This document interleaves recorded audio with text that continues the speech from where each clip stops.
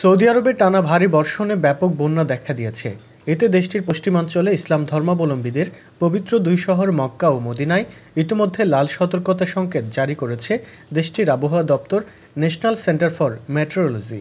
তুর্কি ভিত্তিক সংবাদ মাধ্যম আনাদোলু এজেন্সির এক প্রতিবেদনে বলা হয়, এনসিএম-এর কর্মকর্তারা জানিয়েছেন দেশটির পূর্বাঞ্চলও বন্যার পানিতে ডুবে গেছে।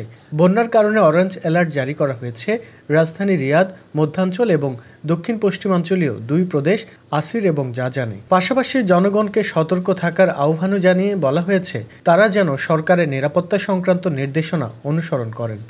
অনেক এলাকায় বৃষ্টিপাত এখনও অব্যাহত রয়েছে বলে উল্লেখ করা হয়েছে এনসিএম-এর সর্বশেষ পূর্বাভাসে।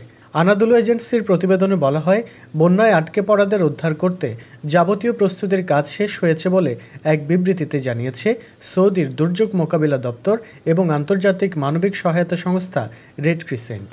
দেশটির জনগণকে সতর্ক করে এক বিবৃতিতে সৌদি দুর্যোগ মোকাবেলা কর্তৃপক্ষ বলেছে তারা যেন নিচু এলাকা এবং বন্যার পানি জমতে পারে এমন সব এলাকা এড়িয়ে চলেন। তুর্কি ভিত্তিক সংবাদ মাধ্যমটির প্রতিবেদনে আরও বলা হয়, সামাজিক যোগাযোগ মাধ্যমে সৌদির বন্যার বেশ কিছু ছবি ও ভিডিও প্রকাশিত হয়েছে।